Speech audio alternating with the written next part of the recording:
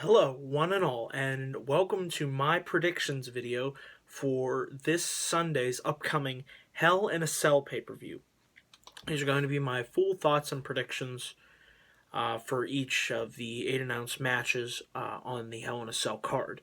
Now, before we get to that, I made a previous video on September 28th attempting to predict the Hell in a Cell match card, and I'm going to compare my card with the card that we actually have right now.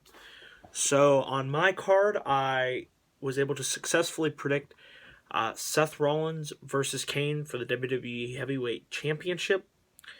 I was successful in predicting Kevin Owens versus Ryback. However, I wanted to see a Falls Count Anywhere match. We're just getting a straight-up singles match.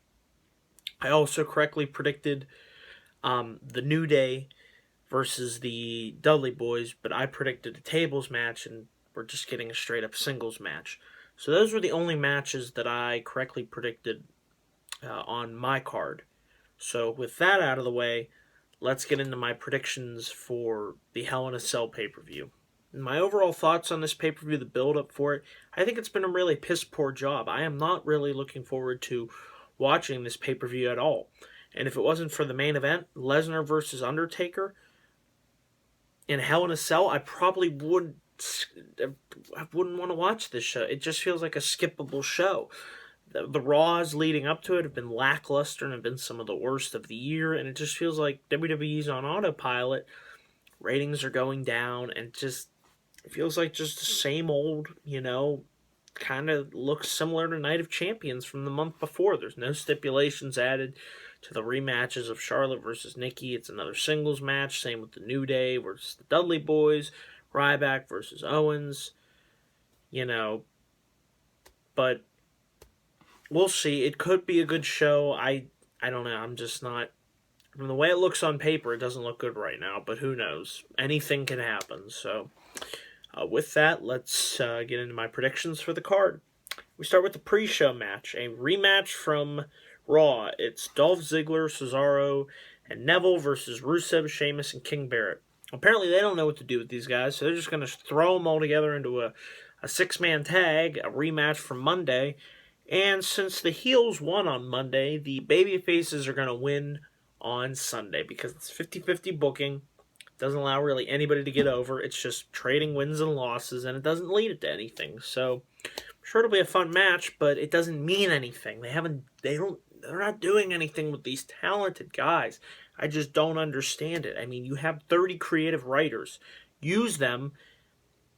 Tell them to come up with stuff for these guys because they're all talented. I mean, it's frustrating. So, with that mini rant out of the way, I'm picking the baby faces to go over: Ziggler, Cesaro, and Neville.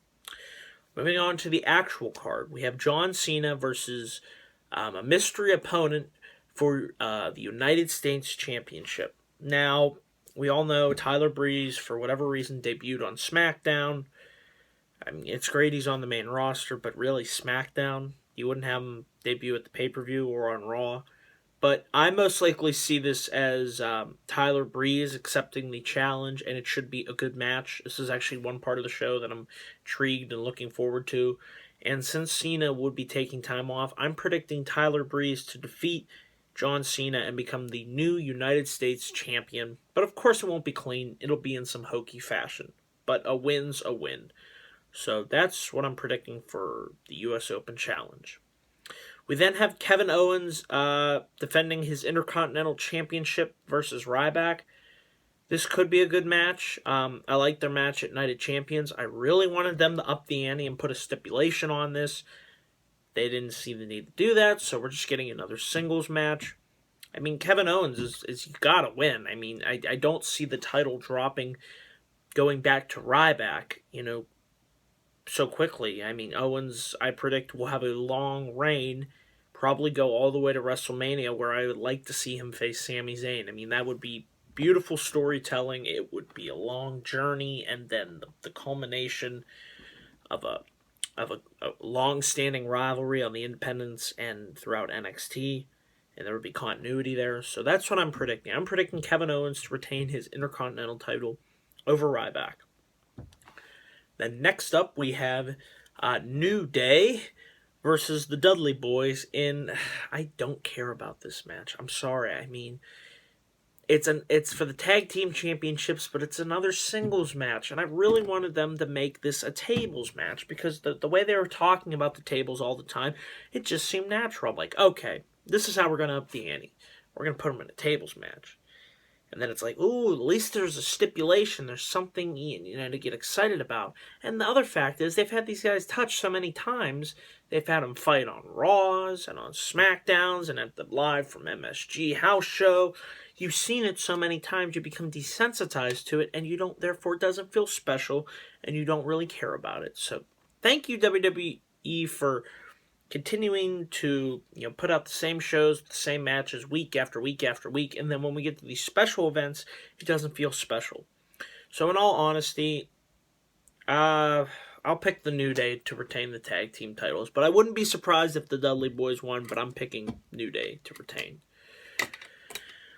Then we have the singles match between Charlotte defending her Divas Championship against Nikki Bella. Once again, there hasn't been really much effort put into a story going into this. Yes, Nikki has her rematch, but other than that, on Raw, and I don't watch SmackDown, but I assume there hasn't been much there either. It's just like, well, they're having a rematch, and yeah, I'm not really excited about this. They haven't really done much with Charlotte's title reign. I mean, they're just still having Divas tag matches, and I don't know, there really is no Divas Revolution on the main roster. If you want a Divas Revolution, a women's wrestling revolution, you watch NXT. But this is not NXT, this is the main roster, so Charlotte's going to retain her Divas Championship, and then hopefully move on from the Bellas, and we can actually get something going in the division. Because right now, it just still feels like they're not doing anything with it at all. So, yeah, Charlotte retains. Then we have our world title match. Oh, this should be a thrill. We have Seth Rollins defending his WWE World Heavyweight Championship against Kane. And if Demon Kane loses, Corporate Kane will be fired from being Director of Operations. So, how many of you think that Kane is going to win the WWE World Heavyweight title? Exactly. The silence is pressing because there is I repeat, no chance in hell that Kane is going to beat Seth Rollins for that world title. In fact, this entire feud, I feel, has been completely pointless, and I don't care about it. So the sooner Rollins beats Kane, it will probably be not that great, it'll probably be a mediocre match, the better. So this one's easy. Kane is going to lose to Seth Rollins, and Corporate Kane will be fired. So, yay. Don't care. Moving on, we have Roman Reigns versus Bray Wyatt in a Hell in a Cell match. Their feud really has lost luster. However, I'm excited to see them in this Hell in a Cell match. This is the best way to end their feud. I wish there would be blood and violence, but it probably won't be that way. I still think they could put on a pretty good match. In my opinion, I would have this be the opening match. You open with a Hell in a Cell, and then you end with a Hell in a Cell. That's how this should be booked. But knowing them, they'll have like Hell in a Cell, then a Divas match, then the other Hell in a Cell. But whatever. So in this match, I think it'll be a good match. It's one of the few that I'm looking forward to on this card.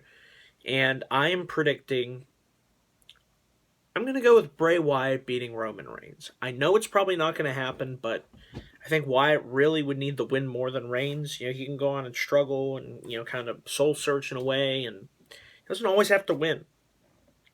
And I feel like Wyatt winning would further give boosted credibility to the newly reformed Wyatt family and just further take hold of their dominance on the main roster and really make them something to contend with. So I'm picking Bray Wyatt over Roman Reigns.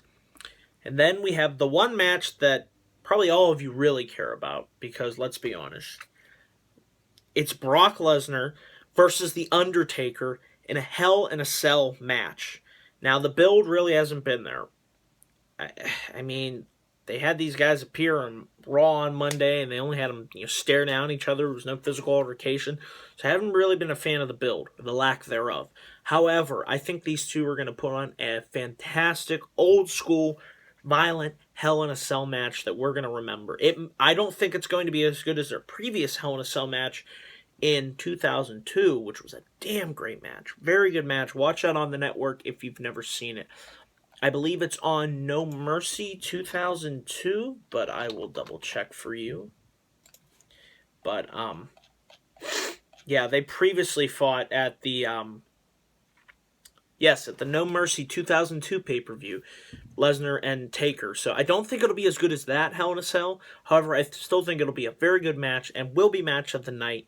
And I feel that Brock Lesnar needs to beat The Undertaker and solidify his dominance over this feud because he's the present and Taker, no disrespect, is the past. And I feel like who would stand to gain more from the win would be Lesnar. It just makes more sense. So I am predicting Brock Lesnar to beat The Undertaker inside Hell in a Cell. And those are my predictions for Hell in a Cell coming up on Sunday. I will have live reactions, definitely for Lesnar and Taker's Hell in a Cell match, and maybe for Cena's Open Challenge. I might do live reactions for that one too. So yeah, and then look for a review of Hell in a Cell either on Sunday or Monday morning. And thank you all for watching. Click that like and subscribe button if you want to see more content at this channel.